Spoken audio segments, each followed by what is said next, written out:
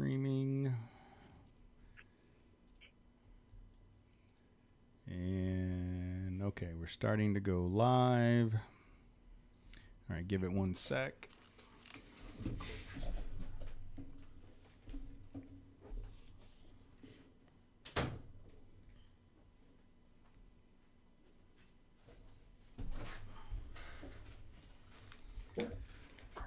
All right, everybody ready? Yep. No. All right, Matt's not ready. We'll do it tomorrow. All right, 3, 2, 1.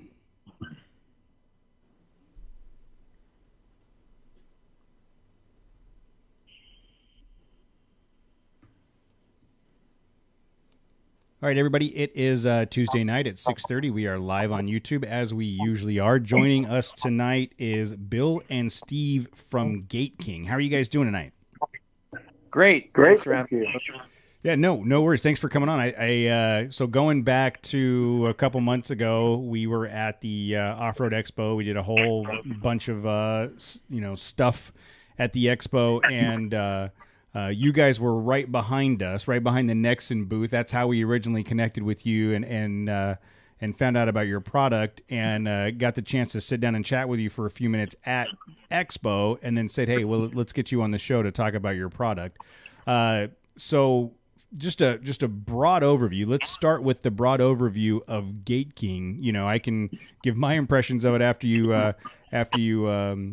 tell me about it. And for those of you that want to follow along, you can go to thegateking.com to check it out. So who wants to take the lead on this, Bill or Steve? I'll be happy to. What would you like to know? How it all got started, or the purpose of it, or what's the best way to approach it? Yeah, well, so looking at the product, it looks like what is it? Well, yeah. So I'll start off with what it is. It's a very innovative way to maximize the use of your tailgate. I mean, most of us have a tailgate that's either up or down, and there's no in between. It's a binary position thing. So this is an innovative way to change that, and I feel like it's a product that came out of necessity. Like, it's something that you guys one day went, damn it, I wish my tailgate did that, and then you started building it. Is that accurate? Yes, it is. Yep. Absolutely. So tell me that story. Tell me about when you were trying to load up whatever it is you're trying to load up and went, damn it, I'm going to build it.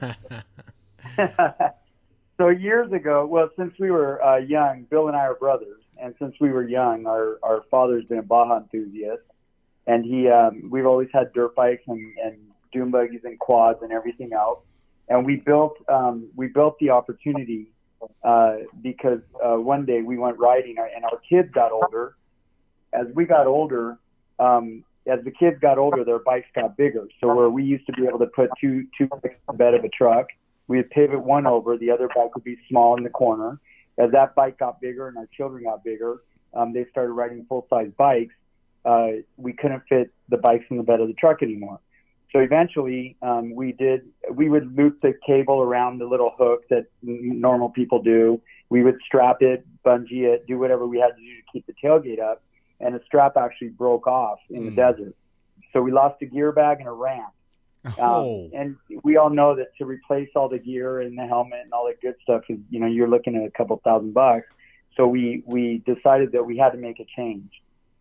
So we started working on it, and our father, we've been very fortunate. Our father is a design engineer, and he's worked in all facets of engineering, designing products and high-level production machinery, etc.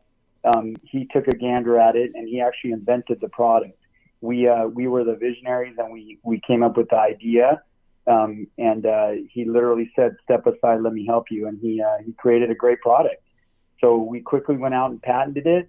We ended up securing 4 U.S. patents, 6 international patents, and 7 trademarks. And now the great part of the product is that we made it for moto. We obviously avid dirt bike riders. We continue to ride today. But we're realizing, and we have realized in the last few years, that the applications are endless.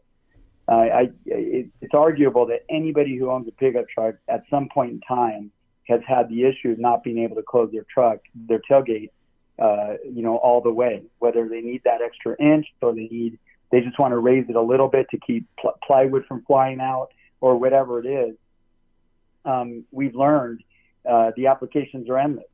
Just recently, in the last 6 to 8 months, we literally found out that trailering has been a massive upside, or has created another opportunity for the product to work. If you put your tailgate at 45 degrees, you can leave it there. And a lot of the newer trucks have cameras at the handle of the tailgate. Oh. And the camera literally will go right over the ball. So you can't get a better view to back up and hook up a trailer on your own. You literally can. It's a bird's eye view. Genius. And yeah, and in addition to that, again, found out by our own consumers, now leaving your tailgate at 45 degrees, you don't run the risk of damaging your tailgate by it lowering all the way and hitting the jack of the trailer. Yeah. So we're now currently selling to a lot of trailering companies because, again, you can hook up your side-by-sides or your toy haulers or even your travel trailers and or construction. It's another really big avenue we're involved with now. You can hook up your trailer and you can drive literally cross country and you're not going to damage your truck with your tailgate at 45 degrees. So just other advantages that we keep finding out more and more applications. So when people ask us, what is it for? It's a real loaded question. We could tell you what we know it's for today, but every day we're finding out a new reason to have it. So it's been a great invention, and our family has been very, we work hard. We're grateful for the opportunities that come with it, and we partnered with some great people, and it's getting really fun to get the word out.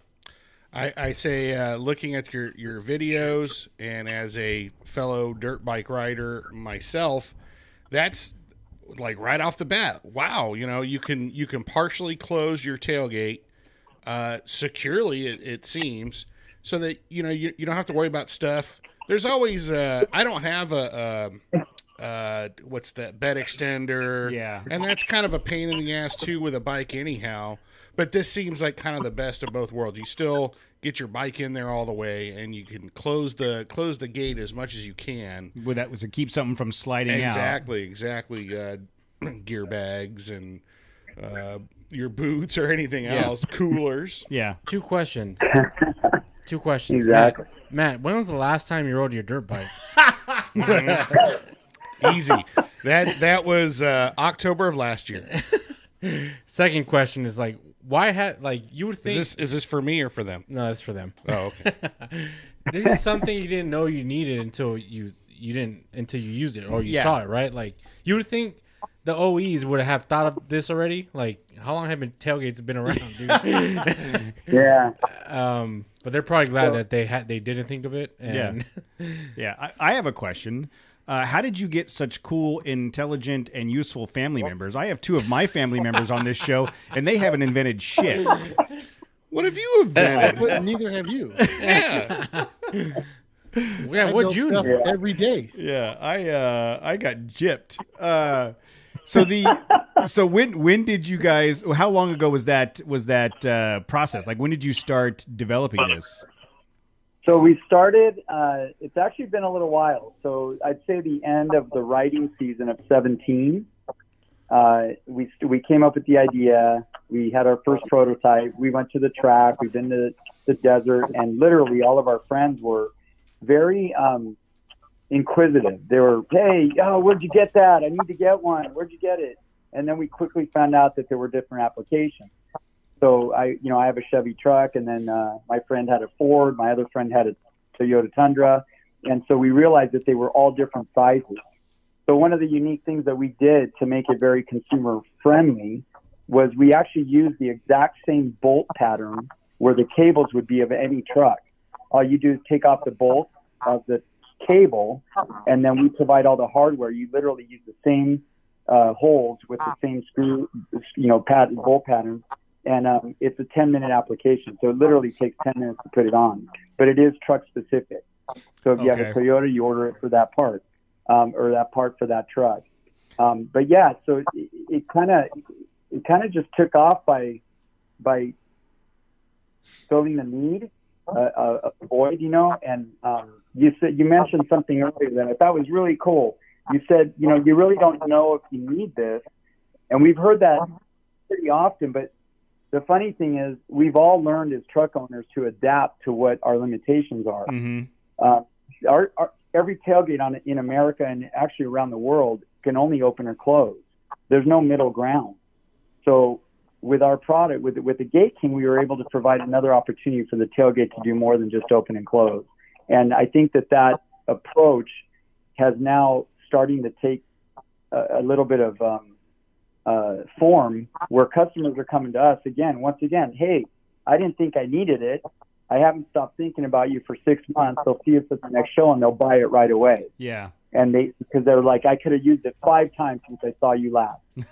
And these are the reasons why. So it's kind of cool. It's actually really fun to hear customers' reviews. We want to talk a little bit about the product too, and the strength and the durability of it, because you ask, like, why didn't OE go to it? We actually took it to Ford. One of the stories we're really proud of about our dad and just the family company taking this to Ford, they normally give you about 4 minutes. All their engineers give you 4 minutes to look at your product. And when we shipped the product out to them, the representative that took it in for us, he said he had never seen it before, but 45 minutes later, the engineers were still looking at the part, trying to figure out how it worked and how it was designed. And even as they were walking away, he said the engineers were still looking back at it. It's one of those that it looks so simple, but we do give credit to our dad as an engineer, the inventor, to explain that it's not that simple. There's an actual angle and dynamic and measurement. And because there's so many different buckets, so many different, depths in the tailgates, that's why the design is so unique and so easy when you see it, but really not, right? It's one of those inventions that is not as easy as it looks, which makes it a neat part for us. But we did strength test it. We did test it against weather, against strength. It's actually twice as strong as the regular cables. So that's something that we also like to talk about, is that you're getting a really strong, chromoly stainless steel part there that just completely will outlast any kind of cables. Yeah, I like on your website where you say it's everything proof. It's everything. Dirt, rain, sleet, snow. And going back to it does look like a simple product. It's 2 pieces of hinged metal, but that hinge in the middle is like where the magic happens. And I think part of its appeal is its simplicity. It's, you like you said, it takes 10 minutes to put on, replacing the cables, and now you've got multiple positions on your tailgate that you didn't know you needed, and now you can't live without. I think it's a great. So going back to 2017 is when you guys started. Talk to me about the ramp up, process to now. I mean, I'm assuming like 2017, it was just an idea and you weren't sure what you were going to do with it. And then you get the idea to start selling it. And, where are you at today? So thanks for asking that too. It's a fun little story, but yeah, as we said, our friends wanted them. Everyone kind of started gravitating towards it. So it gave us the thought process to go get, the patents filed and all that good stuff. So we did all that. And then we literally were making them out of a small machine shop in Valencia. And we were assembling and putting stuff together in our garage. It was a pretty simple little family deal. We were selling a handful of them a week, just to people on the internet, trying to get the word out. We actually did one Facebook blast back in 2018. And it's a small video that we did that was about a 40-second clip. And we got 3.3 million views in our first airing. Whoa. We didn't boost it either. There was 65% of it was organic. Wow. So it was a really, really big hit. That's when we literally had to turn the valve off. And then we met some folks, and it just kind of, one thing kept going to the next. And every day we turn a corner and there'd be another person or company willing to help. And before we knew it, we partnered with a fairly large company in Chino. We literally called them to order some boxes and to do some wrap for us on the box, to, better our image. And they got very intrigued with the product, and they came on board now they are our partner in the company.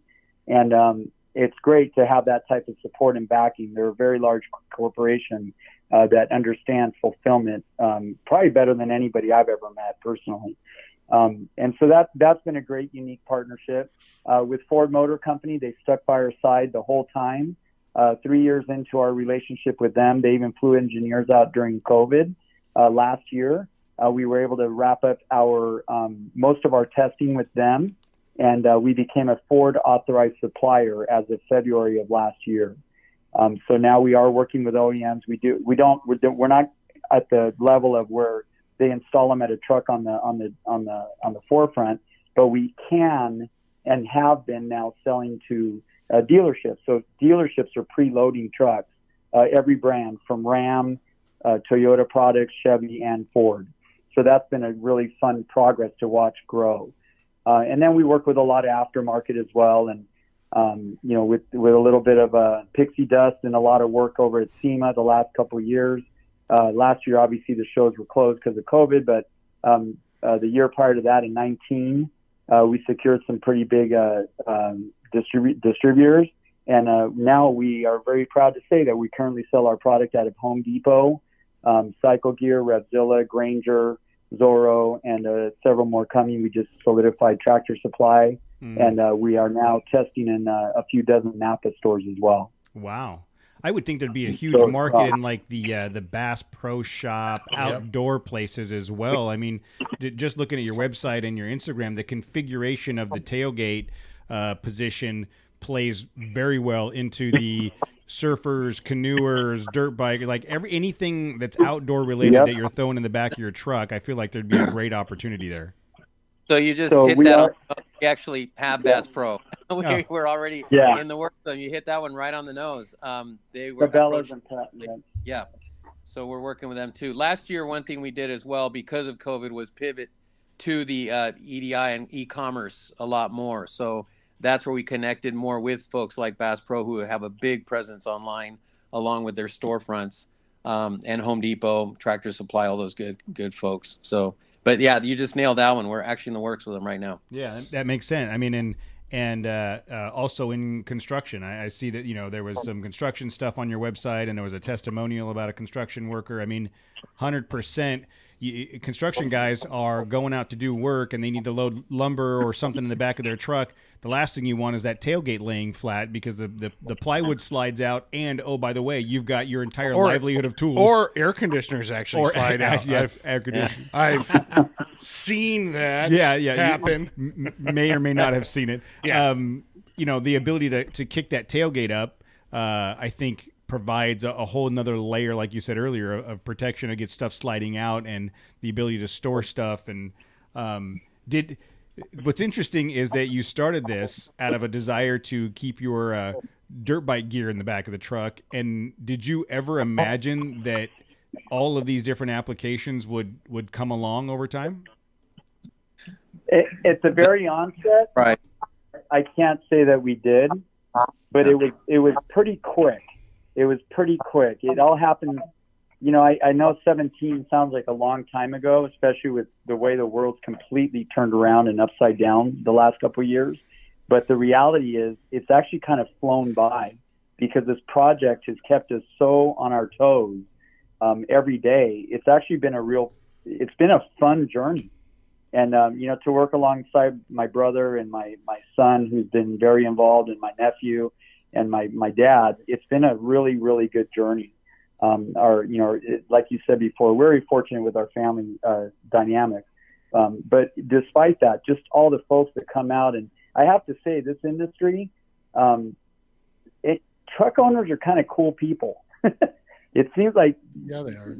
Whether they drive their truck for construction, or it's moto, or like you said, kayaking, or if it's mountain bikers has been a whole other industry. I mean, they're just crawling up every day. We're getting calls. So any kind of outdoor activity, life, overlanding is a really big thing right now. We're getting calls from many companies that sell overland equipment, camper shells that want to partner with us and do licensing deals. So there's just so many opportunities that every day it's just great. You wake up going, I wonder who's calling today. And it's just a matter of keeping a handle on it and growing humbly and making sure that we satisfy, because one thing that we really pride ourselves on is customer service. I mean, we'll take a call from a customer that, they put it on backwards, or they didn't read the instructions. I don't know who wouldn't read the instructions, right? What? I don't think I've ever read an instruction my whole life, but we spent the time to do those, right? We have QR codes. You can scan straight to an installation video if you want, but customers just simply think, they're just going to slap it on. They put it on upside down or backwards or whatever. And those calls are great because literally the correction and the simple instruction that we give them over the phone, 30 seconds later, they got to sit on their truck and they're excited and they're happy and they're glad that we took a call and they're glad that we responded so quickly. And that's really what we're focusing on now is customer service and making sure we get our product out in a timely manner. That's awesome. And Bill, just a heads up, you may have to unmute yourself. I was testing some audio stuff and I clicked mute on yours, check your, there you go. Sorry about that. Thanks. Just like the everything proof, by the way, we have an anything warranty as well for 3 years. So we don't care what it is. We'll replace it or fix it. So. That's awesome. I feel like you talked about growing humbly, and I think back to what you were saying about how you started this and then it grew fast enough to where you had to bring in a partner to build that. I mean, that's a double-edged sword, right? That's the dream of every entrepreneur, that you start something and it grows so fast that and now I have to keep up with it. But then it's also the perfect recipe for demise if you don't manage it appropriately. Talk to me about that process. Like when you were growing that fast, what kind of philosophies did you use to keep it under control? Well, go ahead. Well, I mean, Steve and I, as brothers, partners, we've been in business together forever since we graduated from UCLA. So we've worked together, and so it's not our first time kind of growing a company and getting it to a larger size.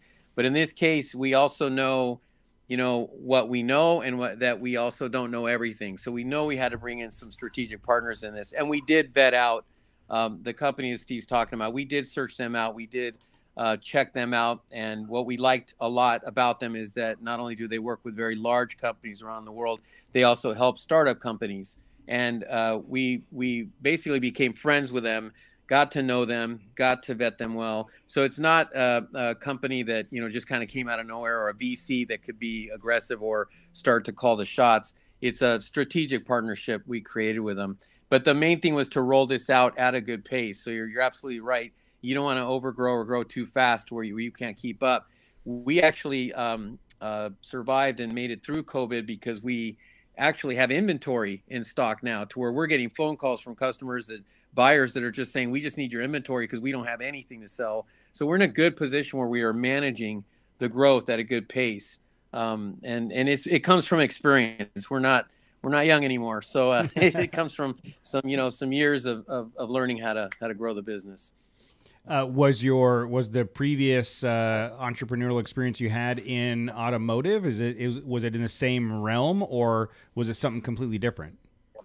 So we're actually experts in the marketing world, marketing and advertising.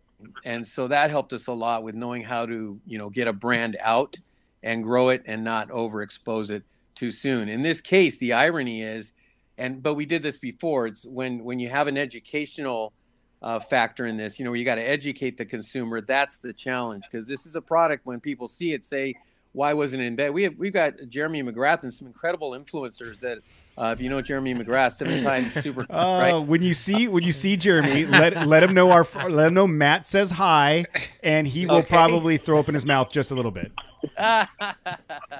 Well, we have a couple of those, really good writers that the first thing he said was, why didn't I think of this? Why wasn't I involved? But that's the process, is people not knowing it. So that's been our challenge, is getting the educational marketing aspect and brand recognition out there just as much as then getting them to take that action to buy it.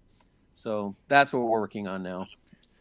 Yeah, well, and I think if your background in marketing obviously is helping with that, and the product itself, based on what I've seen either at Off-Road Expo and on the website here, the product itself has a very compelling sales story, right? It's like, oh, like to what Jose just said, like, how come I didn't have this? How come I didn't know I needed this? Like, I don't want to say it sells itself, because that makes you guys feel like you're falling short. But no, it's a great innovative idea that I think once people get a look at it, go, yeah, that makes sense. I need that. Mm-hmm. Yep. That's well said. So That's well said. And if you don't know it exists, then you don't know you need it, right? Yeah, so, there's not to plug another company on the show while you're, but there's a company that we've done a lot of work with called Mountain Hatch that makes this tailgate insert that when we first saw it, you what is a Mountain Hatch? What is this thing? And then now that we all have one, it's like, oh my God, how did I not have one of these my entire life? Exactly. And it's one of those things like, you buy a truck, throw a Mountain Hatch on it and a Gate King on it. Now your truck is functional. That's perfect. That's probably your first two products. Yeah, every truck I buy in the future has to have a Mountain Hatch on it, because now I'm used to having it. Yeah, I wouldn't know what that's like. No, because you're not good enough. But I think you guys have hit on something that will. I mean, we talked about. It's a broad spectrum of appeal in outdoor motorsports. Anybody with a truck is. What are the intentions with Gate King going forward? Are you focused entirely on this product and growing the market share and the audience reach for this specific product? Or are you guys also in development of other things? We have a couple other. Oh, go ahead. Go ahead. We do have a couple other things that complement the Gate King that are in design mode right now, but quite frankly, we just, again, growing humbly. We don't want to introduce too much to the market right now, because there's a whirlwind of opportunity with where we're at with this product, that we want to just kind of get a little bit bigger footprint on it, and then we'll start exposing the other products right behind it. Mm-hmm. They're also in the patent department as well. The other thing that I don't even know if we've mentioned this, which is a really important thing, is that we're all made 100% here in the U.S. So we don't have to deal with any of the shipping issues that most other companies have. We make every component, and every piece of this product is made in the U.S. and assembled in the U.S. Right, and you said even here in Southern California, right? Is it all Southern California based or throughout the country? We do make some of the components.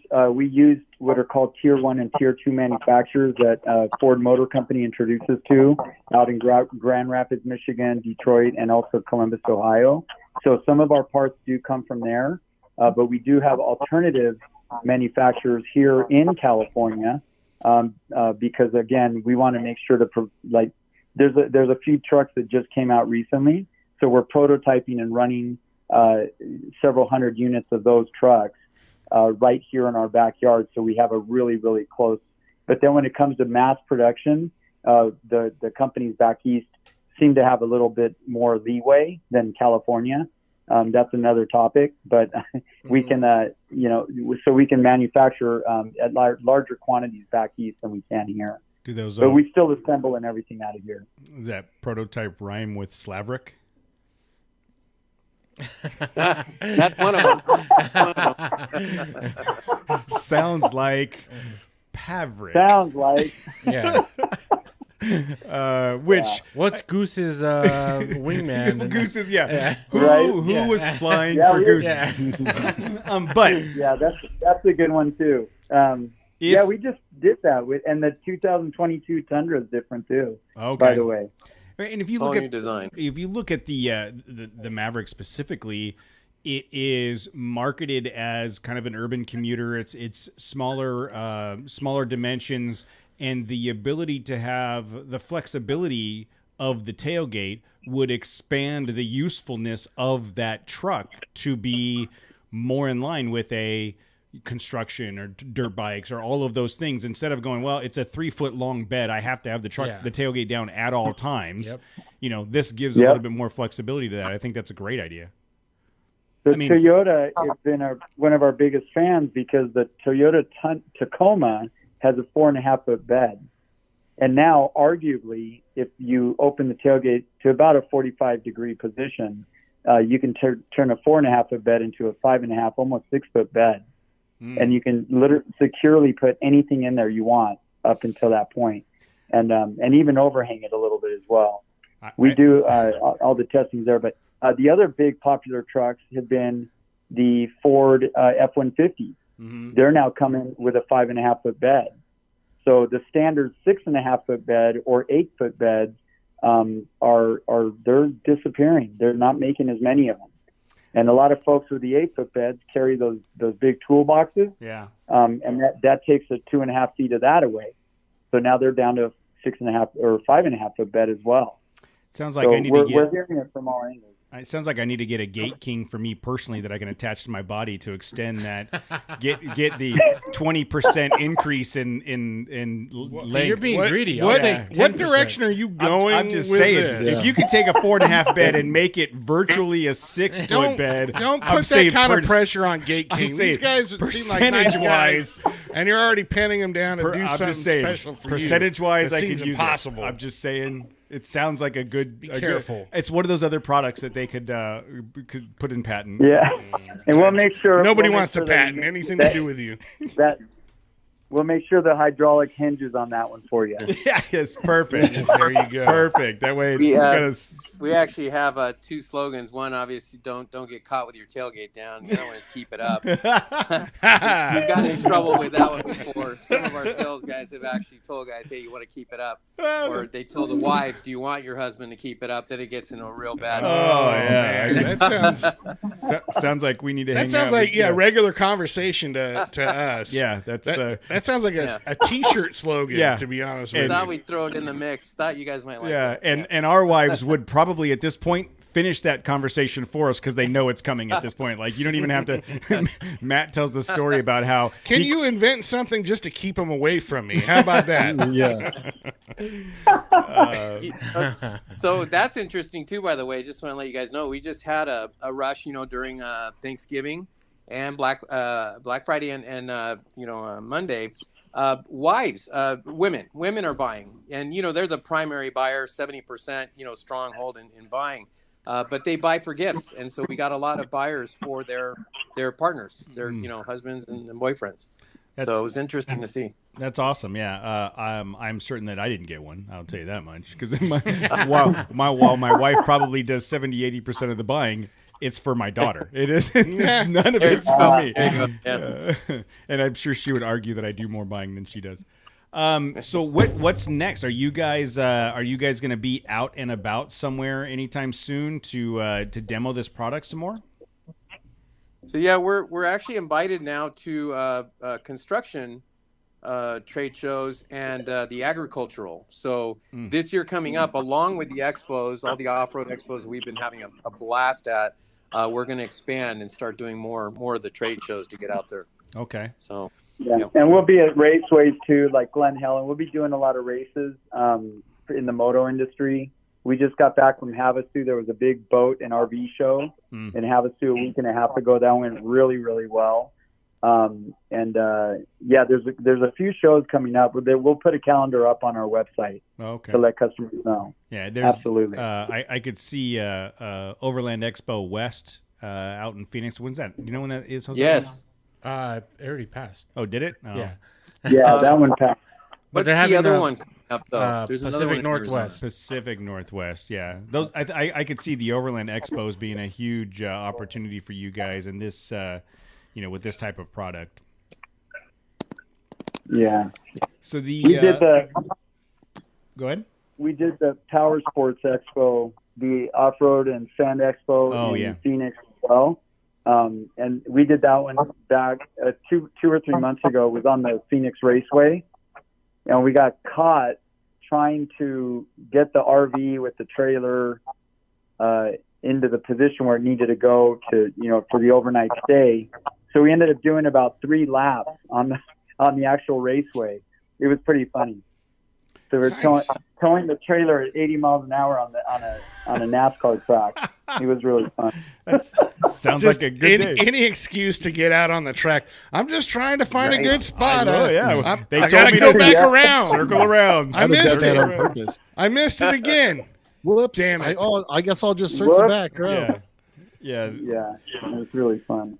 Well, that's cool. I mean, guy, I think it's interesting how just a couple chats at Off Road Expo, and you guys kind of showing us what you were doing. It was like, yeah, I could see there being a market for this with our listeners, and then we get you on here and start talking about it some more, and the more we talk about it, the more I think of the possibilities, and it's a huge opportunity, and I think what you guys have right here is a good product, and I mean, it sounds like it's been successful so far, and I hope it continues to grow.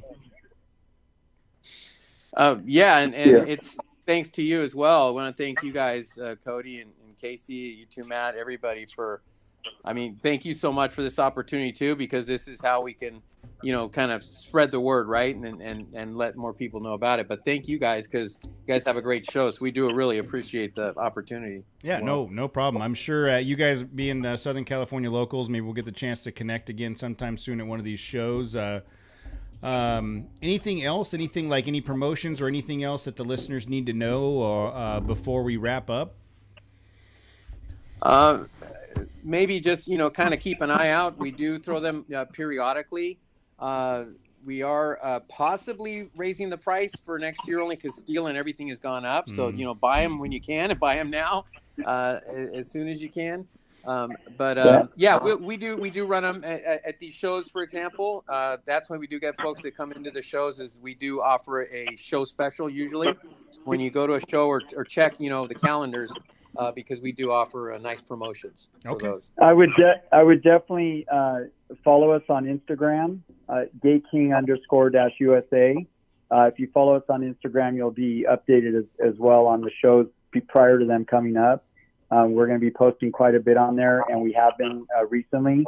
And then we also post a lot of our retail stores that are picking us up. A lot of power sports stores that hold us as well. So they're available and they're out there. You can get them online. You can get them in a store. You can get installation at most of our places. And so just follow us on Instagram. I think that would be the best place to find the next opportunity. Cool. And right now we're happy to say we are including the discount along with free shipping. So, nice. We're really fast on the shipping. So nice. And I like how on your website, thegateking.com, there's a store locator, and you can just go to the map and find the location closest to you. Go check it out and get one. I mean, that's pretty awesome. There's several here in my neighborhood. Well, look, guys, I'm glad we got the chance to talk, and thank you so much for telling us your story. And I appreciate the opportunity to check this out. And anybody that's interested, you should go check them out on Instagram. Again, that's GateKing_USA, and their website is thegateking.com. And go get yourself one of these products for your rig. And keep an eye out for what they got coming up next. Well, guys, Bill, Steve, thank you so much for joining us tonight. We appreciate it. You guys have a great night. You too, gentlemen. Keep it up. Thanks, guys. Have a good one. Yeah. Thank you. All right, guys. Thank you for that. So we'll that'll be the end. We'll clip the recording there. Honestly, this is a very innovative thing, and it's deceptively simple, like you said. So you look at it and you go, I don't know, what is that thing? And then once you start looking at it, you go, wow, that's a really cool thing. And then the more you look at it, you go, damn it, that's amazing. Yeah. Cody, do you have a truck? You guys, do you all have trucks? All four of us are. We got two Gen 2 Nissan Frontiers, a brand new 22 Nissan Frontier, but he's too afraid to take it out in the dirt, and a 2019 Ranger. We're all truck drivers. So all the Nissan and the Ranger, they're all coming out. We're actually in production. We started again. So we have you guys then on the list. We will have these ready for you guys to send them out. I was going to say, I went on. I didn't see any Nissan. I went onto my Home Depot app because, I'm always at Home Depot looking at tools and stuff. And it's on the website. And I'm like scrolling through like, where's that Frontier? Come on. Damn it. And half the interview, I was like, should I give him shit about not having Frontier stuff? Yeah, I checked, and it said that the Ford Ranger was out of stock. So, back in production, and year's coming. So you guys, there, you got it. You can count on them coming. Oh, Coming out. that would be awesome. The- man. Awesome. Thank you. The Rangers, Thank you. the Rangers are 19. What were the other two Nissan years? 18. 18. It was the same truck for Yeah. like Yeah. 27 years. It's a Pick 14, a year. a 14, an 18, and a 22. Brand new 22. Okay, so 14, Yeah, well- 18, and 22. Okay. But the 22 is like a myth, though. It's a Yeah. mythical. He creature. hasn't taken it out of the garage. Nobody's seen it. Yeah, nobody's It's seen like it. a Hydra or a Chimera. You know, you've Yeah. heard like, oh, I've heard about those creatures, but they're not real. Yeah, Or like a liger. a liger. Like Yeah. a liger, yeah. It's built for its Jackalope. speed and power, but no one's ever seen one. Yeah, the 22 Frontier, we actually measured it at the SEMA garage. Oh, wow. So we Oh, have wow. yeah, it's the same fitment. You're right. It never changed. Yeah. 18, 22, they're all the same. And then Huh.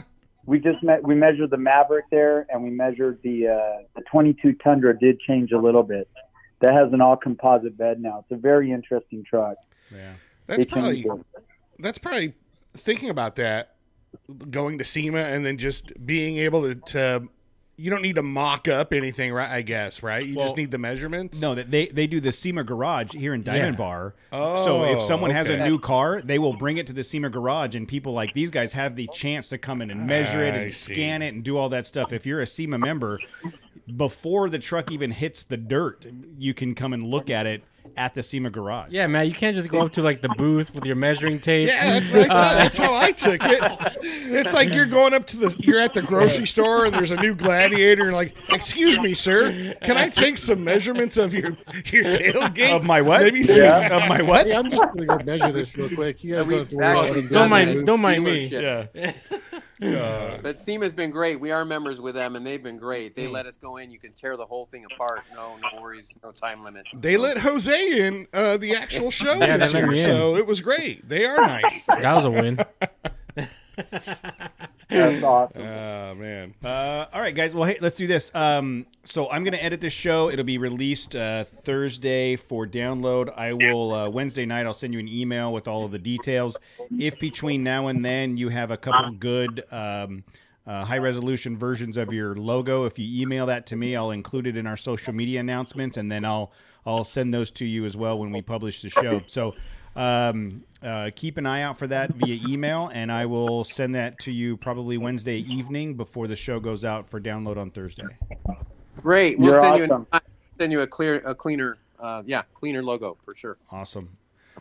Okay. All right, guys. Great. Well, I got to finish talking to these knuckleheads for the rest of the night, and All right. so we'll let you go. And thanks so much for your time. We'll talk to you soon. Thank you, gentlemen. Yeah, we look Thank forward to you. seeing Thank you. you, guys. Thanks, guys. Thanks Bye-bye. so much. Thanks. All right. Bye.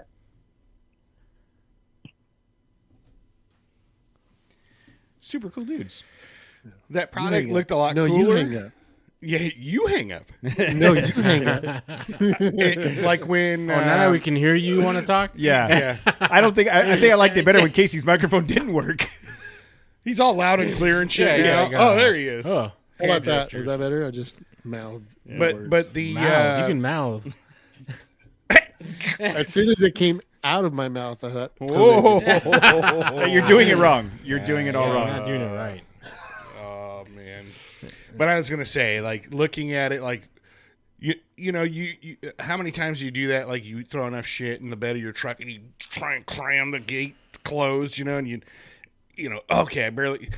The amount of leverage that's pushing against it, like, is wow. I'm impressed that latch is holding. You know, I kind of got that impression, like, oh wow, you could just shove that thing up all the way up into the you can lock it. back of the bike, and it just clicks shut. It Yeah. seems that supportive, you know, that it's not like a weak. Yeah, no, Like it actually clicks on and the ratchets video. into There was the place. guy that had the bike, and he just slammed the Yeah, tailgate up against the exactly. real tire, and it locked into place. That's pretty legit. until I started using that carrier that I use for Zen's bike now, I always cocked his bike like as What? sideways as I possibly could, just so I could close the tailgate. Yeah. It was like, I'm not leaving the tailgate down. That's why you use your ramp and kind of wedge it back there. I've done that where you stick it sideways and kind of ratchet Yes. it in place. That's still a shitty solution. So, all right. we'll go on about we'll talk about this weekend's adventure. You think? Unless there's something else you guys want to talk about. All right, 3, 2, 1.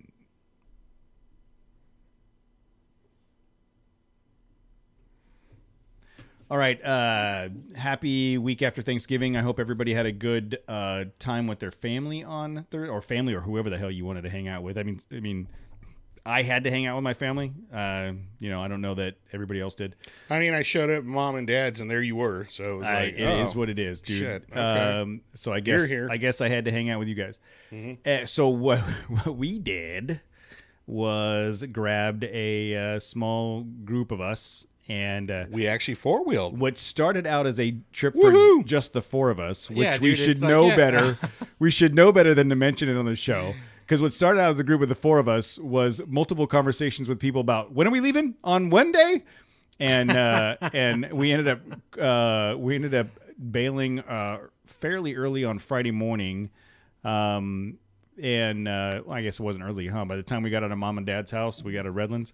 And went out to Johnson Valley to do some pre-run scouting for the upcoming winter expedition at King of the Hammers. And we were able to look at a couple different campsites that we were looking at. I think we picked out a primary and secondary campsite. So we know where we're going to be for the winter expedition. We went out there Friday. What time did we get there? It was 1 o'clock. Yeah. 1 o'clock or so. I got there at 11. You guys rolled in close to 1. Yeah. We ran a little bit behind. Like I said, There was no schedule as far as I was concerned for that whole 2 days. No. I don't care about what time I got to be anywhere. I'll get there. Yeah. No, I agree. There was no itinerary or agenda. Other than it took Casey's family 400 hours to break down their tent on the next morning. Well, when you have a 20-person tent, I thought, 20-person didn't tent. Matt just say there was no schedule? Matt didn't have a schedule. The rest of us were sitting around waiting for you.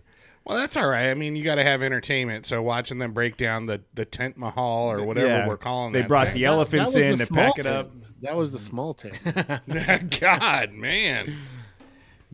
So we got out there Friday, cruised over to the first campsite, the first possible campsite, and it was closer to Hammertown than we really wanted to be. Dude, that's yes. Hammertown proper. It's Hammertown It is adjacent. Yeah. Look, if I can hit a 9-iron into the center of Hammertown from the campsite, that's Hammertown. Yeah. That's Hammertown. That's the middle. That's it's not even Hammertown adjacent. That is like you're in Hammertown. And we were there. It was Thanksgiving weekend, which is a fairly busy weekend. Hammertown is 10 times busier than that, and it took us 10 minutes to weave in and out of trailers just to get to the location. 8 billion people. Yeah, there. it was insane. The kids running around on bikes and doing stuff, and so we decided that okay, I've only been the one time Johnson Valley Hammertown, and we went in for the race. Icon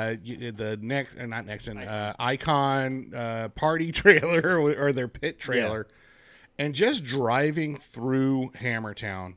It is exactly like Thunderdome or just post-apocalyptic. I'm reminded of that scene. I swear to God, as we were driving through there, this was a couple years ago. There's that scene in Star Wars where they're like on the desert planet and like Yoda's coming down. He's like up in that ship or whatever, and all the Jedis are fighting. And you just see like lights from lightsabers kind of off in the distance. Like you can't really see people, but there's lights moving around and there's a lot of dust. And I remember thinking, God, this is exactly like that scene in Star Wars. Are you Yoda in that scenario? No, I kept looking up for Yoda. Like, is he coming down? Is somebody? Because you can't see shit. And there's no rules. There's no. It's mayhem. It is that is the term, the definition of mayhem. It's chaos. Chaos. It's anxiety. It's anxiety. Mayos. Yeah. Is it Mayos? Hashtag Mayos. Hashtag me. I own it. But that's so. It was you know, obviously it wasn't that bad or whatever this weekend, but there was, I kind of had some flashbacks, like, oh, you know, like I was twitching, like, I hope there's no little kids on 50s, like, shooting out in front of me. Yeah, or There was. Yeah, and there was, but at least I could see them and identify them as kids and not Yoda with a lightsaber. yeah. I knew it was going to be busy, but when we first took off and we kind of came up over that little rise and I saw just a sea of RVs, holy shit. Yes. I couldn't believe it. It was way busier than I thought it was going to be. And I thought it was going to be busy. It's that time. It's it must be 7:20. It's like every week at 7:20. Just a shutdown. And we know it. We just haven't. We know changed it. the I don't even settings. look at that machine all week. I'll start it up again, and then there'll be two of me on the screen for some reason. I mean, we know what this is all about now. Oh shit! Every week, and now I'm not gonna fix it because I find it funny. No, hey, I'm fine with it. Nobody needs to see or hear from me anyhow. They can hear you. So we did the Hi guys, I'm back. Now you got to put it back on mute. I did. Okay. Obviously you didn't. Which one of the So Matt's back on the screen. So we did that, and then we went back to a campsite that we had been at before in 2019, a nondescript location, exclusive. And I don't know how exclusive it is, but no, I'm sure there's compared gonna be, to Sodom and Gomorrah, you know, it seemed pretty exclusive to me. Don't look back; you'll turn into salt. Hey. So we went and checked that out. We decided, yep, that's probably where we're gonna be. We pitched tents. and set up camp. And set up camp. Yeah. I spent the night in an Iron Man. And set up camp. I felt like I needed to also contribute there. I was a little late on that one. I set up that single man swag tent from Iron Man and super impressed, dude. That's the move, dude. That's like the get up and go bag. Yes. If I'm from now on, when I'm on a trip by myself, that's the tent. It's simple to set up, even though I had to have Jose show me because there was one component that I was not sure about. Did he ridicule you for asking for help? No, he didn't, because he's an opportunity. Because he's a good person. It's too easy. And there's other things. Yeah, you could ridicule me about anything. Okay, no, I was just asking if you were aware of it though. I was. It was the opportunity was there. It made perfect sense to me. There's 3 poles that go to it, like 3 like a trident shaped poles. Well, there's 3 seashells, but you know, how do you get 3 seashells? Oh my god! Anybody in the chat room get that reference? The 3 seashells. That's a great pull, Jose. By the way, but it made sense to me. The large one, medium, small one. Yeah. But it still seemed like there was a lot of tension on the pole to get it where it needed to be. And I usually don't like that much tension on my pole. I wanted to be a little bit more loosey goose. Staying quiet. Said nobody ever. Yeah, you don't want a lot of tension in your pole. No, keep it kind of loosey goosey, sloppy. See, I have the double 2-person. It's a little too big, man. It's way bigger than the single person. Because when I put it away in its bag, it looks like I'm carrying a dead body. yeah, that single man rolls up into a duffel bag, and kudos to Iron Man for making a duffel bag that the tent actually fits into. Big. Like yes. Big zippers too. Big zippers. Big zipper. Because I rolled it up and I was like, let's see, and I had plenty of room to put it in there. But it's just like you like it. The what's it's called? The duffel bag. Chuck it in the back of the truck. Yep. Totally it's a great perfect size. size. That single man one's a great size. Yeah, the single man swag tent is my deal now. And like for couples, or like if you have a small child, you could probably fit the 3 of you in that double one. Yeah.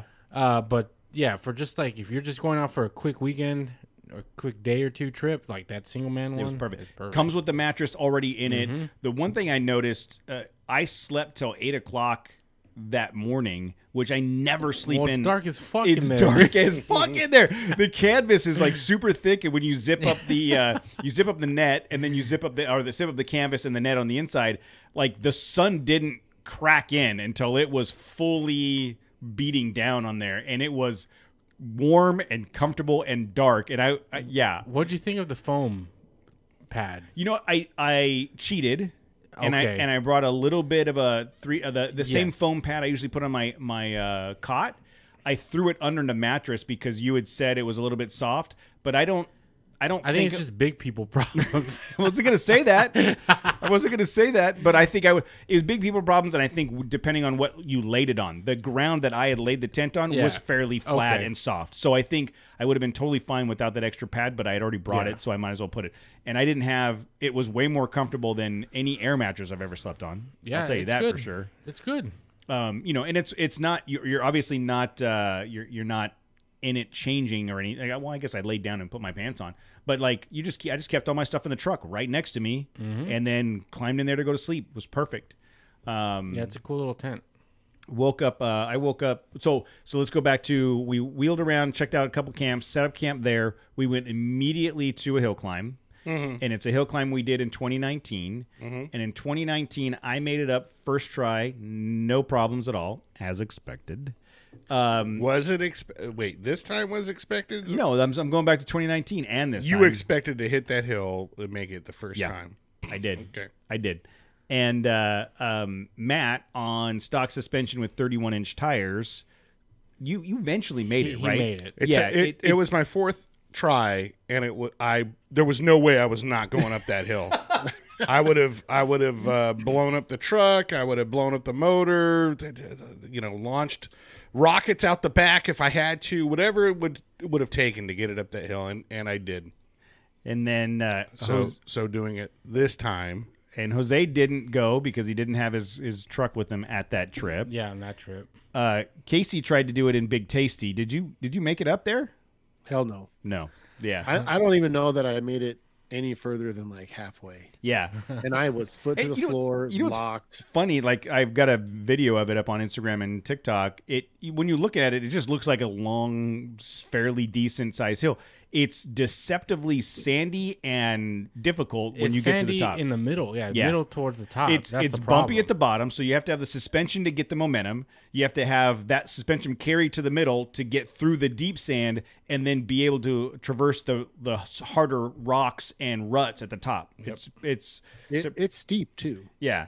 So this time we went If you there. go after Jose, he digs a bunch of holes. Yes. up near Oh, the yeah. top. So this time we did it. I made it up in the Ranger, no problem. Matt made it up in the Ranger, no problem. Casey made I it made up it in up the in the Frontier. Ranger, no problem. I'm sorry, Matt made it up in the Frontier, no problem. That's right. Casey's Frontier went up, no problem. Jose's boss's Ranger made it up, no problem, like a boss. There was one person. Casey's Jeep, his wife's Jeep. He had to drive it up because it bogged down in the middle. I'm sure she's watching right now, and I was yelling at her for not putting her foot to the floor and being tentative. And then there was one vehicle in the group that didn't make it. Who could that be? I don't know. And so after Jose dug holes in that, he ended up going around. But that's a really cool spot for lunch. We hung out up there, had some lunch, and then just kind of tooled around for a while. We ended up going out towards Hammertown area because one of Casey's friends was there. We went up and met with them.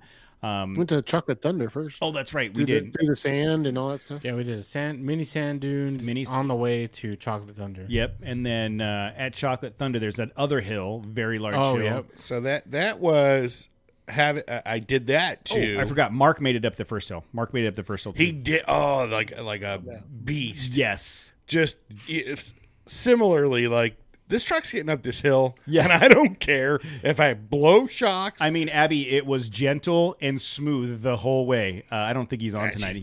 she's not listening. Well, he He said didn't catch any air at the top. yeah. The hill at Chocolate Thunder is another one we did last time, and So I was gonna make a comment about that. That one I made first try last year, or when we A couple years ago. yeah, but that I did that starting with some momentum at the bottom, but basically going 4 low locked, I think. And once I got up to the top, because it's very rocky and off camp, like a bunch of it's very choppy up at the top. So I took that pretty slow, but I got the truck up there stock. This year I was inspired by the other hill, and it's like, I'm gonna hard charge this thing and blasted up it, with ease, and then got to the top, like too much momentum. I just started like, kind of bouncing a little bit. But the point being, and I think I'm going to do my blog post about, is it worth like getting a suspension and going 33s? What is the value there? And I'll tell you, it's a huge difference. Yeah, it's a huge difference in how much effort you're putting your truck through to do, or asking it to do things. Not only is it more capable, you're not even just the regular stuff is just that much easier for it. So it's more confidence inspiring. Absolutely. And then going back to that hill, as you got up to the top, I'm on my way up, and you're on the radio like, I don't think you need to carry that much momentum. Yeah. And I'm bombing that thing. Yeah. And all of a sudden I get to the top to that rough spot, and my truck's everywhere. It's bouncing everywhere. Yeah. I made it no problem. I get to the top. Later I looked, I took a chunk out of one of my wheels, a huge, quarter-sized chunk out of my Icon alloy in the back. Entirely because I hit it too hard. I didn't need to hit it that hard.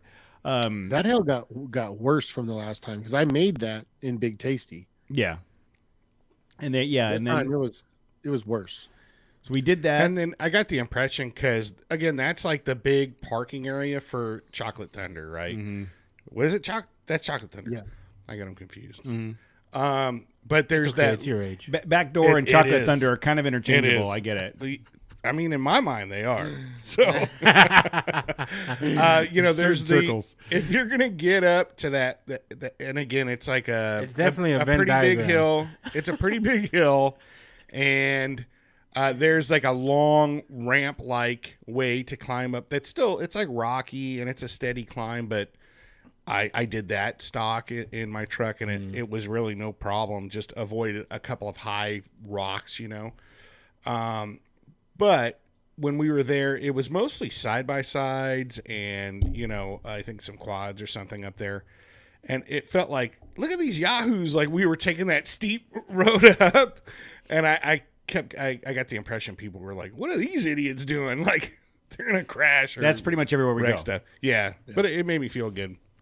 And got some great pictures up there. When people think I'm a Yahoo. You are a Yahoo. Yeah.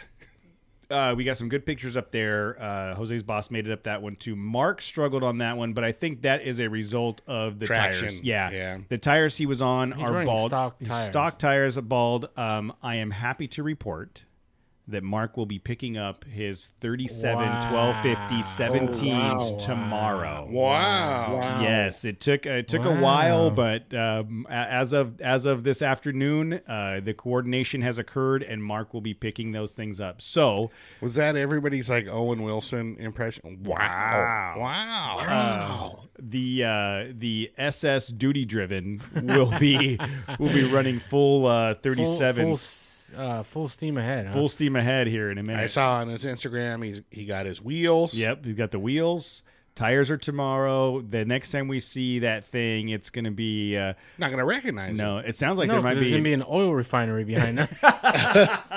He's going to have a gas rig chasing him. So yeah, I think the traction was entirely to blame for Mark's not being able to get that hill.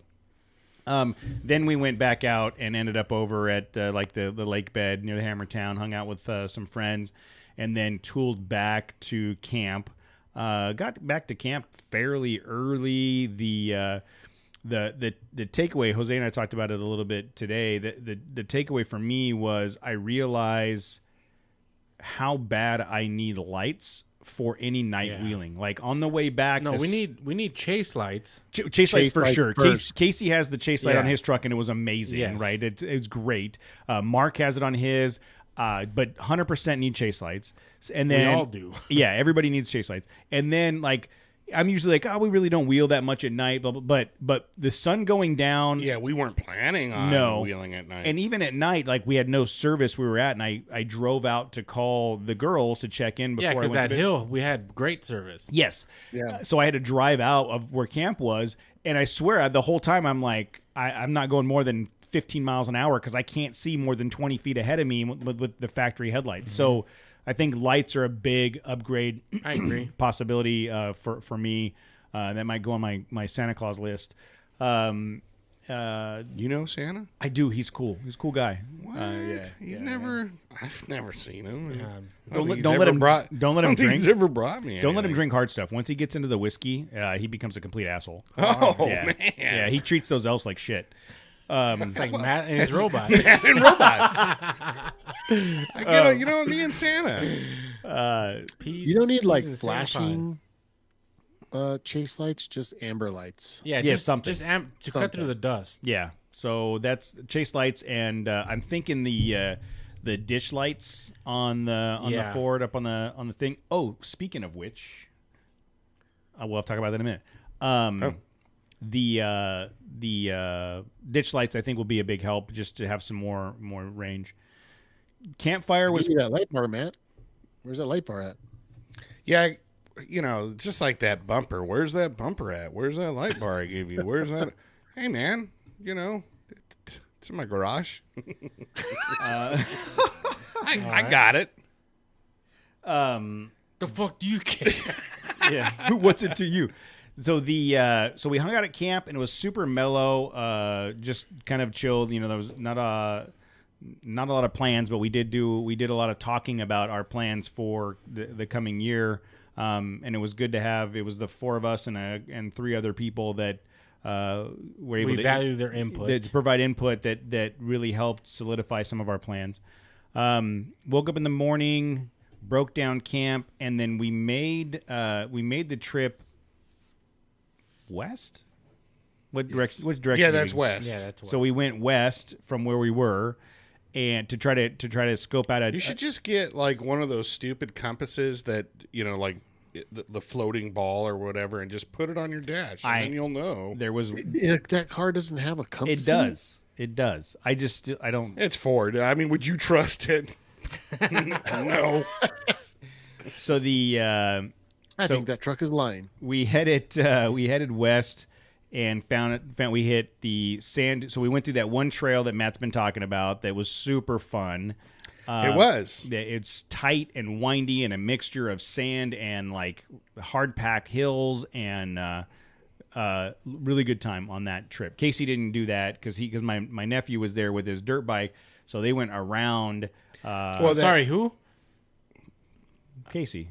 Whiny McMopey. Yeah, there you go. Oh, Whiny yeah. McMopey pants. Yeah. No, I already told him for Christmas he's getting a jersey that just says McMopey pants on the back. Well, yeah, and in reality, even I think an experienced dirt bike rider would not want to try and tackle that with a bunch of trucks and vehicles. You know what I'm saying? No. You're going to want a clean I had run. done that trail, yeah. Yeah, a clean run through it with not a bunch of obstacles, because you're going to be on the clutch and you're going to be, Yeah, you need room to, yeah, give it to gas work or- through. Yeah.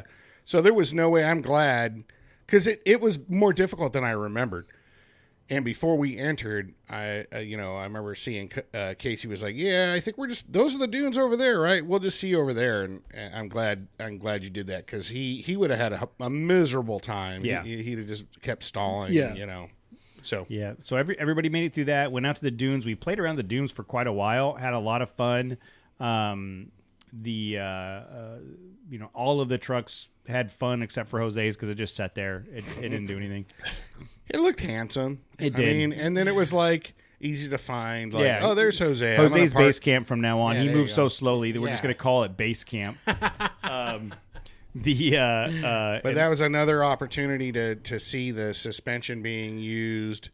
Yeah, Even though I we have plenty of sand experience at Mojave now a couple of times, but being able to apply, having the wheels to the ground, it's not that your suspension is making everything so much smoother or anything like that. It's just when you put the gas down, the truck moves, Yeah. instead of just wasting that power spinning or Hopping. Yeah, exactly. Yeah. So that was very prevalent. So then we made our way out, found the road, and then ended up coming home. And so the purpose of the trip was twofold. One, scope out where we're going to camp for winter expedition. We accomplished that.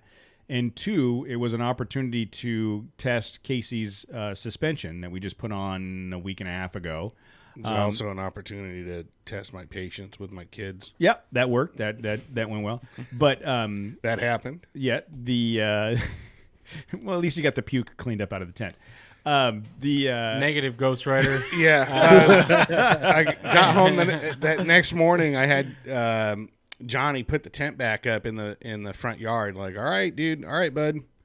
You're hosing it out. You're cleaning it out. And he did. He's not Squeamish about that guy? No, it's like, okay, Dad. He's good at stuff like that. Yeah. So we, if you followed last week and on any social media, and just a quick lesson, because don't let your kids just eat a bunch of shit around the campfire. I thought you learned that with Tim on Mojave. Yeah. Oh, that's right. Yeah, that's look, right. That's one. Tim was like actively handing his kids and had come out with like every sugary thing you could think of. I came out with one box of cookies, and I was going to dole those out like they were gold to my boys. But then there was licorice, there was popcorn, the cookies, all kinds of shit came out, and it came out of Johnny about 3 hours later, middle of the night. So we put a Iron Man 4x4 America Foam Cell Pro kit on KC's Frontier, the first kit of this type that we've installed, and we did a little bit of a first impression last week and talked about it, and we got out. Casey and I did not swap trucks, which I know. Oh, you didn't? No. Oh, interesting. I know Jose drove Casey's truck. I let Jose drive it like on the way out. Yeah. Yeah, I thought the same thing. I was like, "Damn it, Matt didn't even drive it." So I could tell. Yeah, I guess we got to go again. Yeah. So I will start with my impression. I felt like as many times as we've wheeled with Casey in this truck, I felt that the truck did more and was more capable than it ever has been. Entirely. It was on the level where we're like, you're not going, well, okay, is Casey going to make it? No, it's now, okay, everybody's going to make it except Jose. Jose's the guy now.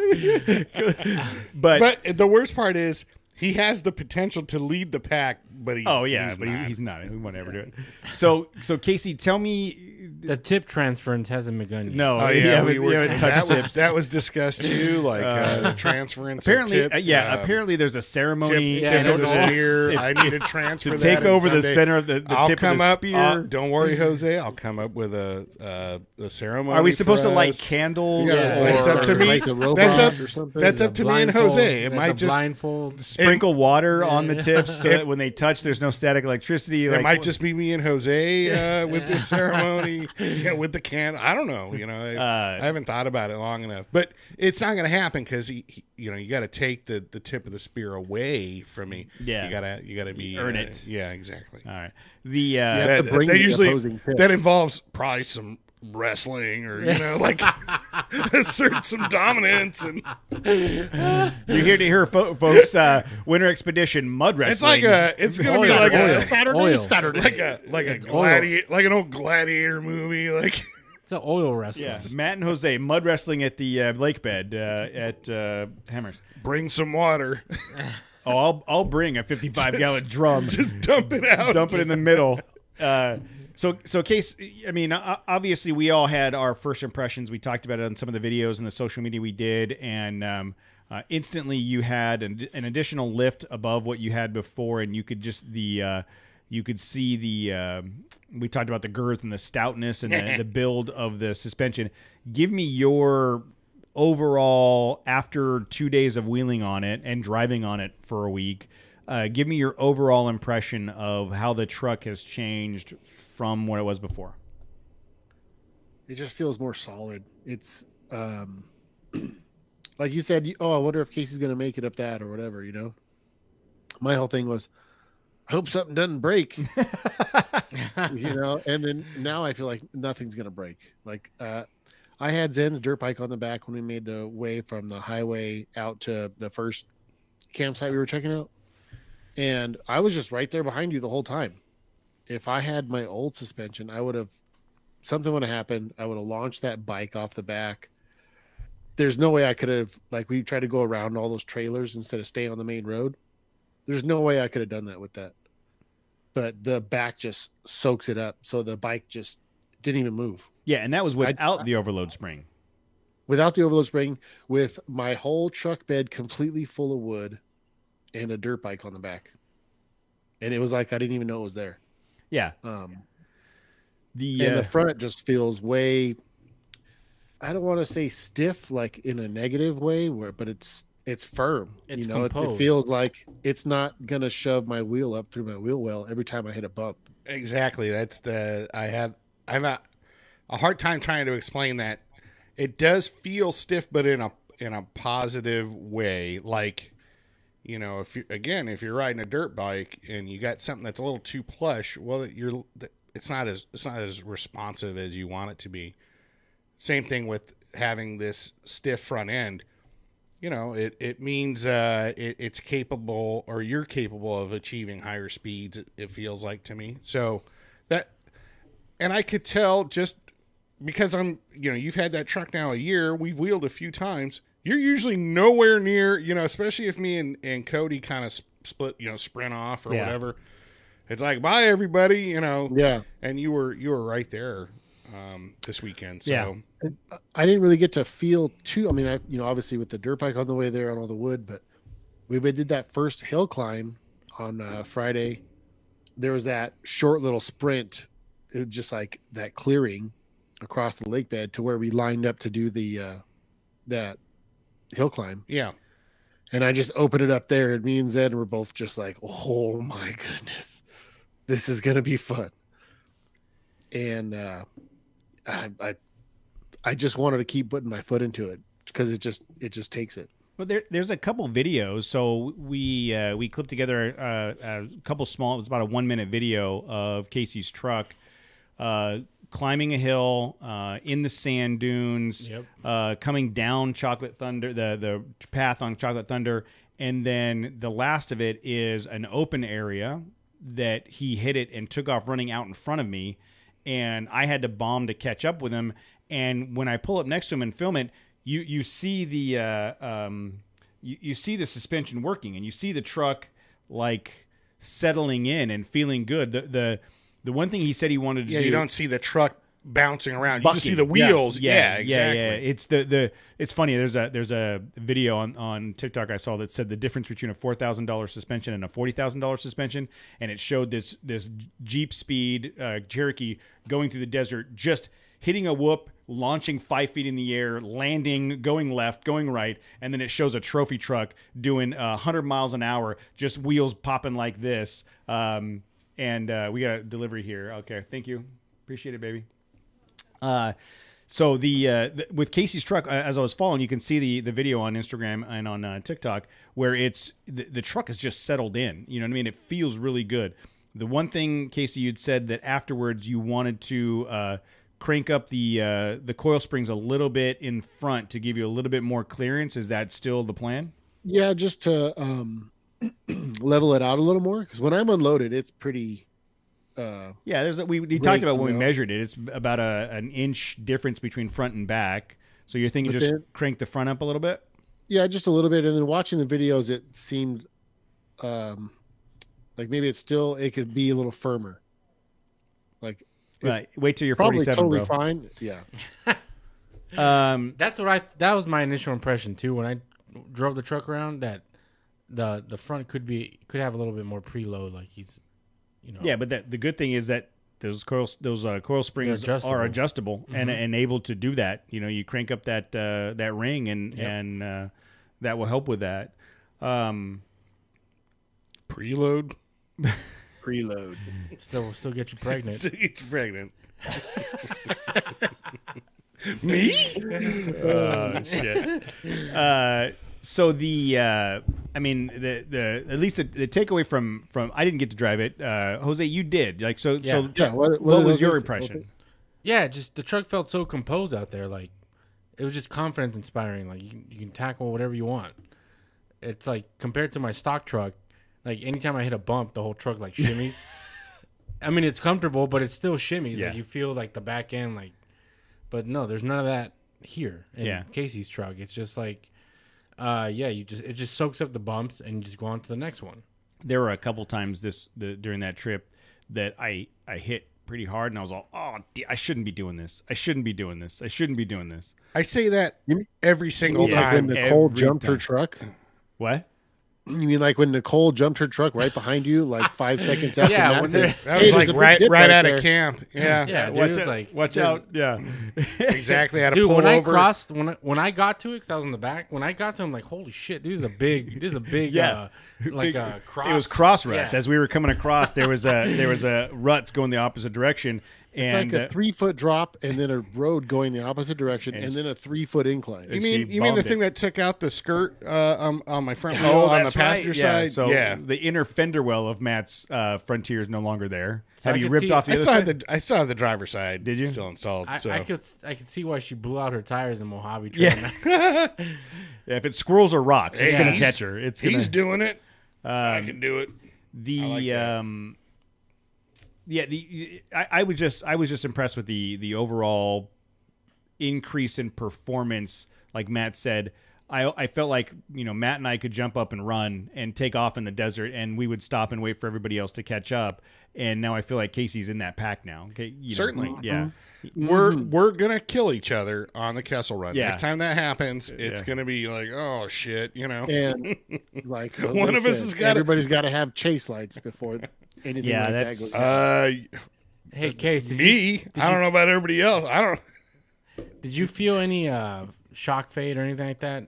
Because it was pretty warm out there. It was like 90 degrees. It got pretty warm out there. No, it felt the same, like start to finish. At no point, I hit a few things kind of hard. I did that one bowl, and then as soon as you came down that sand bowl, it was just a 90-degree Yeah. bottom. Yeah, So yeah. I hit a few things kind of hard too, and just like Cody was saying, where you go, oh, fuck, I don't want to break this brand new shit, And That's- on the way home, everything perfect.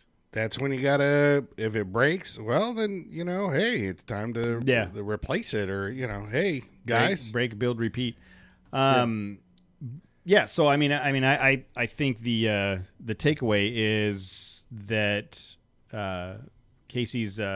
Casey's truck is now in a different league, Yeah, it's and a force to be reckoned with. and That's what I asked Matt when we got to that top of that first hill climb. It's like this is how you guys have felt this whole time. Yeah. Yeah, exactly. This is what it is like. I think I had no idea. I referenced it last week, I think, on the show, or I said it about a week ago. Like, I think I'm spoiled now. I don't really remember how it is to drive that truck stock anymore. And it translates to everyday driving too. Every day, like, if there's a perfect example is like Euclid in Upland, Yeah. and Yeah. it's got like those like two sets of big whooped out things. yeah, I don't even slow down. Yeah. I don't even slow down through that shit. And it's normal. Like I don't slow down for that shit. yeah, Or going on, I've said this before, like going over overpasses. Like Yes. if you're on the 10 and you're going onto the 215 north, there's like right in the middle, there's two sections that you kind of, the truck elevates, and I recall in the past, like, okay, I gotta hit this at that speed because the truck is going to kind of float for a minute. Not anymore. It's Yeah. planted. It goes, you still hit that like kind of launch, and then it comes right back down and sits. yeah. So it really, like I said, I think that's going to be my next little blog post is it worth it? And yeah, you'll have to wait, I guess, until I Spoiler post it. alert. Yeah. So Yes. going back, Maybe. going back to your comment about everyday driving. So from my house to work, there's like 4 roads to get there, and all 4 of them are under construction at different points, making my what should be a 12-minute commute like 30 minutes. And I'm sorry, Matt, but it fucking pisses me off that it takes me that long to get to work. But I will tell you, Actually, I'm at 34 minutes to okay. Baldwin Park now. but I suck it. I will tell you almost every morning as I'm going down one of those roads, because there's several sections that are like in farmland and stuff, there's a wide enough dirt area on the side. It's just and every day I'm like, I'm gonna get fucking around all of these people right now. I'm just gonna hit that Just dirt. use it as a passing lane? Yes, and I've done it once. Ooh. I did it once because there was a big rig trying to turn into one of those yards, and it blocked the entire both lanes of a 2-lane road. And I just went, nope. I'm not waiting, and I hit the dirt and powered by everybody to get through. I might have done this. I don't want to commit to like saying I actually did this, but we were going. I don't remember where we were going, but on Cedar or Sierra, going south below Foothill. There's some railroad tracks, and there was a train. You know, like when there's a train and it's stopping, and you're like, is it stopping or is it starting? Yeah. And you're sitting there, and it's been like 5-10 minutes. Oh, shit, this thing's fucking stopping. Like, God damn it. So Can't stop it once it's started. It stings. Yeah, well, you know you're going to be there for like at least another 20 minutes while either something's being unloaded or whatever the hell's happening. So I was in the right-hand lane. I gestured to the dude next to me like, hey, back up a little bit. I put it in 4-wheel drive and 4-wheeled over the median, which had like a stack, you know, what is it? It's like a bio retention type thing for like water runoff or whatever, but it's like a pile of rocks and just went right over, just came down and went back the other way. I had people like giving me thumbs up. They were still stuck in the line like, yeah, dude. And then I saw a couple other dudes bite my style. Like, there's a guy in a Jeep and another 4-wheel drive truck. They're like, we can do that too? You know what? You can do it theoretically, as long as you're not caught. Yeah. Presuming that actually happened, hypothetically. Hypothetically, like if it were to, in a dream. Yes, in a dream. With VR goggles. So, Case, on Oculus. super happy with your suspension then? I couldn't be happier. That's awesome, dude. Yeah. Yeah, I can't imagine it going any better. Well, welcome to the club. Yeah, to have that stability and like still be able to control the truck going that fast in that kind of terrain. So now you've completely pulled a 180. You went from big tasty, which was big off the ground on 30. I believe it was 35s, and you could 35s. You could crawl over pretty much everything. Yeah, you were locked front and rear, right? Mm-hmm.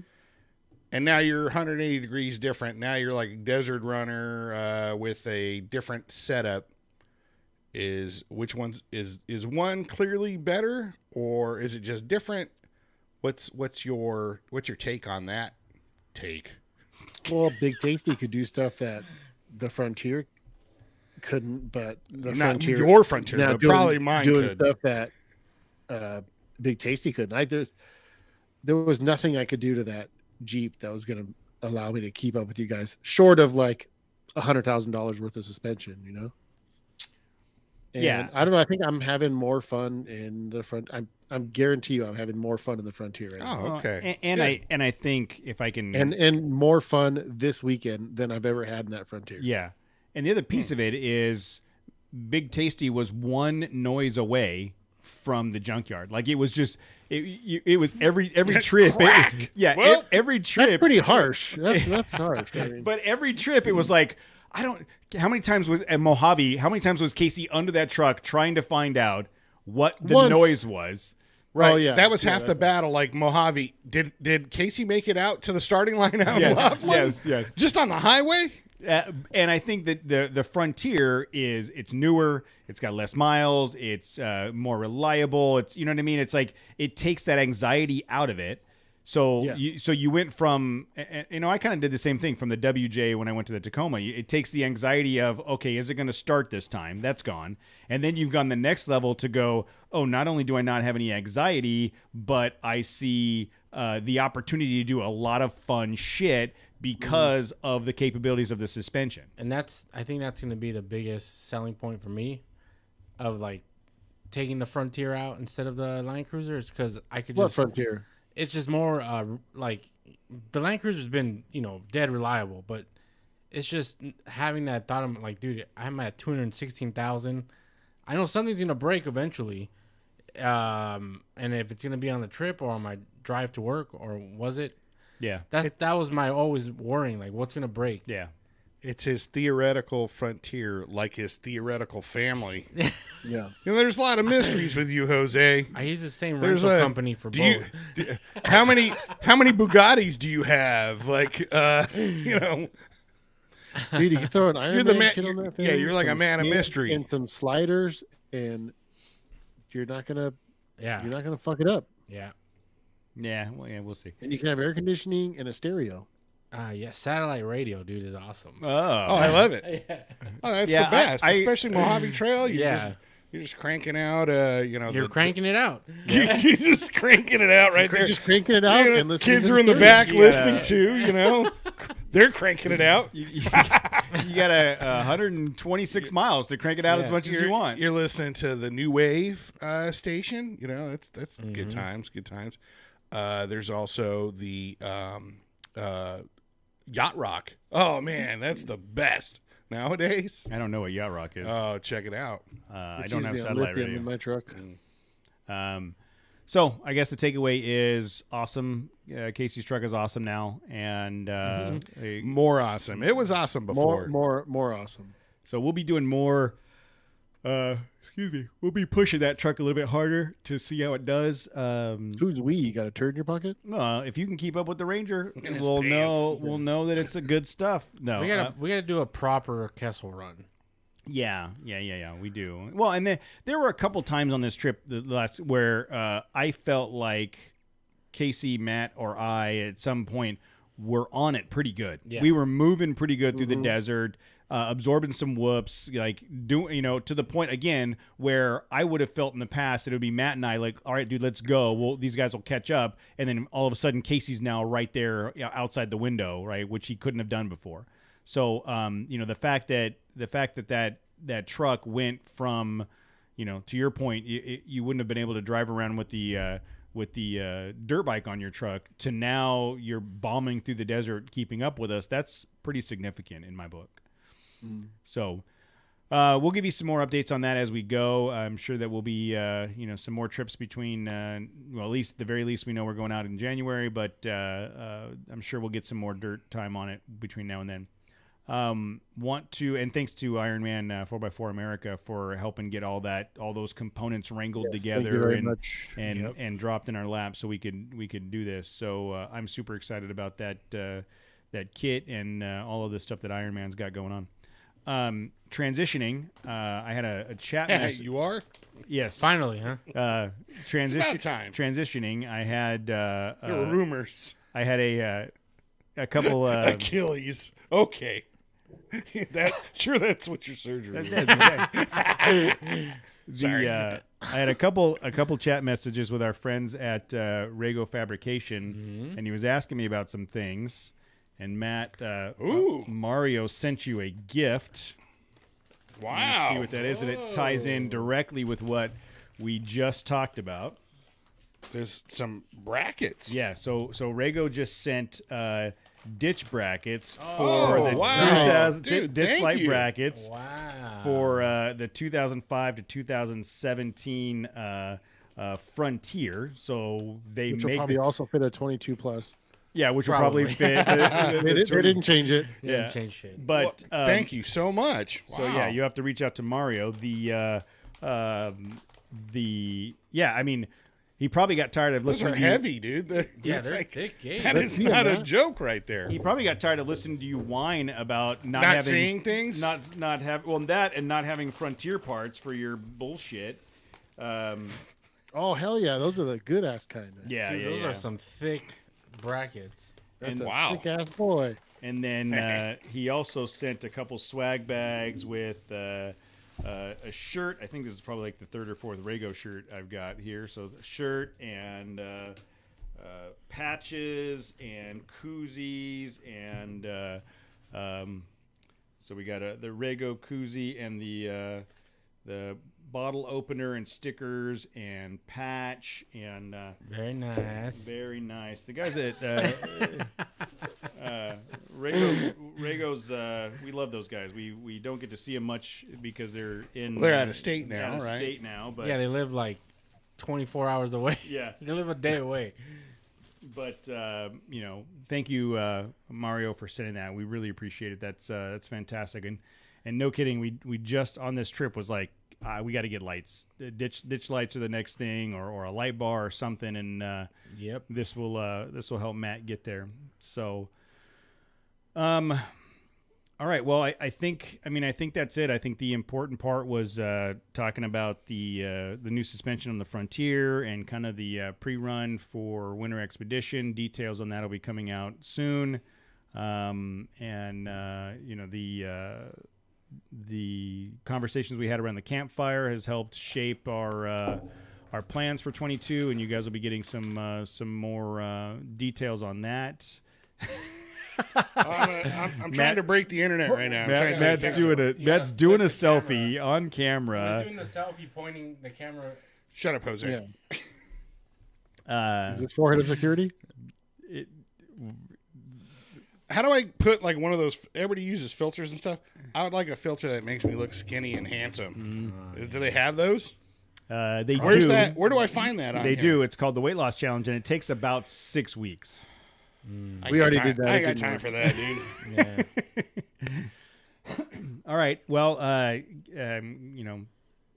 thanks to the Gate King guys for coming on and talking about their product, and then thanks to everybody in the chat room that joined. Elam's in there, John, Rob, Adam, who else? Joe was in for a while. Yeah. Trail Militia. I'm scrolling back up. Scott. Hey, Scott. What's going on, man? I haven't seen you in a while. Thank you to everybody that joined. Shy was there. Oh, Shy's Top of the World Hell's Revenge, Fins and Things. He got to do Moab. You got to do Moab. He had some cool pics on his Instagram. Perry. So everybody, thanks for joining the chat room. As always, we enjoy hanging out with you guys on Tuesday nights. We will keep you guys informed as additional runs and other opportunities pop up to go do some things. But for sure, we're going to be doing the hammers as part of our winter expedition. So, all right, everybody, thank you so much. Have a great night, and we will talk to you guys soon. Peace. Peace out. Don't be mad because I was